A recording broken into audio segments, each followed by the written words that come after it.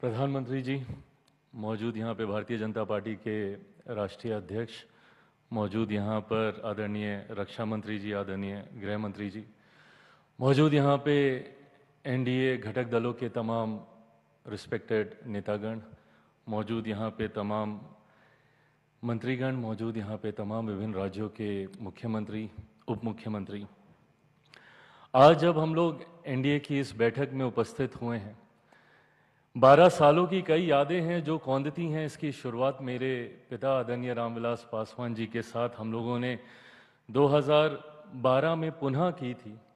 और तब से लेकर आज तक जिस मजबूती से इस गठबंधन के साथ मेरी पार्टी जुड़ी रही, उसका सबसे बड़ा और एकमात्र कारण मेरे प्रधानमंत्री आदरणीय नरेंद्र मोदी जी रहे, जिन्होंने मुझे, मेरी पार्टी को हर विपरीत परिस्थिति में संभाल कर रखा। मेरे पिता के जाने के बाद जिस उदाहरण का जिक्र आदरणीय शिंदे साहब कर रहे थे, हर किसी के पास, और ये कोई नई बात नहीं होगी जो मैं कह रहा हूँ, हर किसी के पास वो अनुभव होगा जहाँ पे प्रधानमंत्री जी ने आपको, आपके परिवार को व्यक्तिगत तौर पर प्रभावित करने का काम किया। यही सर आपकी क्षमता है और यही आपकी ताकत है, जिसकी वजह से आज एनडीए एक राजनीतिक दलों का गठबंधन नहीं है सर, एक परिवार के तौर पर हम लोग यहाँ पर एकत्रित हैं। उदाहरण कई गठबंधनों के रहे, 90 के दशक से हम लोगों ने अलायंस पॉलिटिक्स देखी, बट कोई गठबंधन कभी टिक नहीं पाया। तो वहीं एनडीए गठबंधन हर बीतते साल के साथ और ज़्यादा मजबूत होता गया सर। उसका कारण सिर्फ और सिर्फ आप हैं। इसके लिए आपको विशेष तौर पर सर धन्यवाद कि आपने हम सबको इतना प्यार, इतना सम्मान दिया।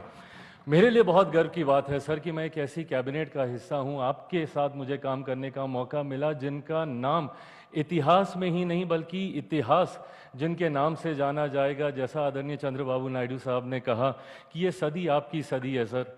पिछले 25 साल से निरंतरता में हेड ऑफ द गवर्नमेंट के तौर पर आपका कार्यकाल। आज हम लोग जिस दिन यहाँ पर एकत्रित हुए हैं, आज देश के सबसे ज़्यादा लॉन्गेस्ट सर्विंग प्राइम मिनिस्टर के तौर पर सर, ये ख्याति सिर्फ आपकी ख्याति नहीं सर, करोड़ों उन लोगों की ये ख्याति है जिन्होंने आपके ऊपर निरंतरता में विश्वास किया। और यही कारण है सर कि आज जब आपके निर्णय देश की बड़ी आबादी को प्रभावित करते हैं तो लोगों का विश्वास आप पे बढ़ता है। आपने पिछले 12 सालों में हमारी सीमाओं को आपने सुरक्षित रखा सर, भले वो एयर स्ट्राइक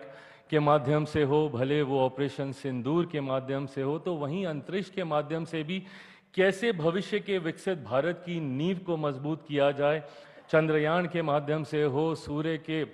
उस चांद के उस दौर पर पहुंचने वाला पहला यान भारत के द्वारा बनाया गया। ये तमाम उपलब्धियां सर पुनः हम सबके विश्वास को आपके प्रति और ज़्यादा मजबूत करने का काम करती हैं सर। एक तरफ जहां देश के इंफ्रास्ट्रक्चर को आपने मजबूती देने का काम किया, कनेक्टिविटी को आपने बढ़ाने का काम किया, बिजली पानी घर घर गांव-गांव तक पहुंचाने का काम किया, तो वहीं गरीब कल्याण योजनाओं के माध्यम से सर आपने ये भी सुनिश्चित किया कि देश की बड़ी आबादी को कम से कम रोटी की चिंता ना हो। जो पैसे बचे उसकी प्रति आय में वो जुड़ें, उसकी प्रति व्यक्ति आय में इजाफा हो। 80 करोड़ लोगों को प्रधानमंत्री गरीब जन कल्याण अन्न योजना के माध्यम से राशन देने की बात हो, या आयुष्मान के माध्यम से 5-5 लाख रुपए का मुफ्त इलाज कराना, यही परिणाम है सर कि आज देश की एक बड़ी आबादी 25 करोड़ लोग मुख्य धारा के साथ जुड़े, गरीबी रेखा से बाहर निकले। आधी आबादी को सिर्फ सम्मान देने की आपने बात ही नहीं की सर, महिलाओं की छोटी छोटी चीज़ों को आपने ध्यान में रखा, उनके सम्मान की चिंता करके जहां शौचालय बनाए तो वहीं उनके स्वास्थ्य की चिंता कर कर आपने उज्ज्वला के माध्यम से उनको आगे बढ़ाने का काम किया। विमेन लेड डेवलपमेंट की आपने बात ही नहीं की, उनको केंद्र में लाने के लिए, सत्ता का हिस्सा बनाने के लिए नारी शक्ति अधिनियम आप लेकर आए सर। हर वर्ग का सर आपने ध्यान रखा, जहां एक तरफ गरीब उच्च वर्ग के ही क्यों ना हो पर उनको भी आपने आरक्षण देने का काम किया, तो वहीं सर आपने मंडल कमीशन को संवैधानिक दर्जा देकर पिछड़े वर्ग से आने वाले लोगों को भी सशक्त करने का काम किया। वहीं अनुसूचित जाति से आने वाले लोगों को सम्मान देने के लिए बाबा साहेब के जितनी भी जगहें थी उनको पंचतीर्थ के तौर पर सर आपने विकसित करने का काम किया। मऊ में उनकी जन्म भूमि हो, लंदन में उनकी शिक्षा भूमि हो, चैत्य भूमि हो, दीक्षा भूमि हो नागपुर में, या जहाँ पे आखिरी के दिनों में उन्होंने प्रवास किया। ये तमाम चीज़ें दर्शाती हैं सर कि आपने हर वर्ग को अपने साथ जोड़कर आगे चलने का काम किया। देश की राजनीति में जितने विवादित मुद्दे रहे जैसा जिसमें मेरे जैसे लोगों ने दशकों से राजनीति होते हुए देखी, भले वो राम मंदिर का मुद्दा हो या धारा 370 का मुद्दा हो, उस पर भी सर आपने पूर्ण विराम लगाने का काम किया। आपने देश की हर भाषा को अपनाया, हर मन से हर भाषा में अपना संबोधन दिया, हर वेशभूषा को आपने सम्मान दिया सर, भले वो साफा हो, पगड़ी हो, मैं जहाँ से आता हूँ हमारा पाग हो या गले में गमछा हो, आपने हर उस चीज़ को सम्मान देने का काम किया सर। खाद्य प्रसंस्करण मंत्री होने के नाते हर व्यंजन को जब आपने राष्ट्रीय अंतर्राष्ट्रीय स्तर पर पहुँचाने का काम किया तो उसने मेरे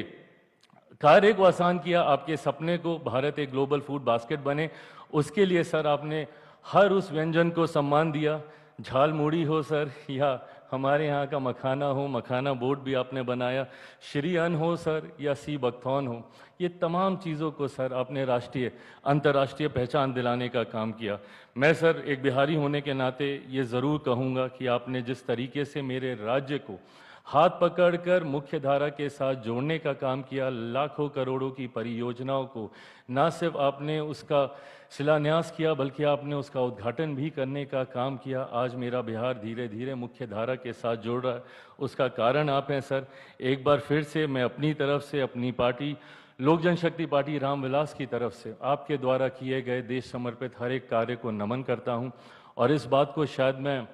पूरे confidently on behalf of every NDA ally party मैं सबकी तरफ से कह सकता हूं कि सर एक बार फिर से 2029 में हम सब मजबूती से आपके नेतृत्व में सर चुनाव लड़ने के लिए तैयार हैं। आप आगे बढ़ें सर, आप स्वस्थ रहें, दीर्घायु रहें, ये हम सब की शुभेच्छा है और आपका आशीर्वाद मार्गदर्शन हम सबको ऐसे ही मिलता रहे, ये हम सबकी इच्छा है। थैंक यू सर, नमस्कार।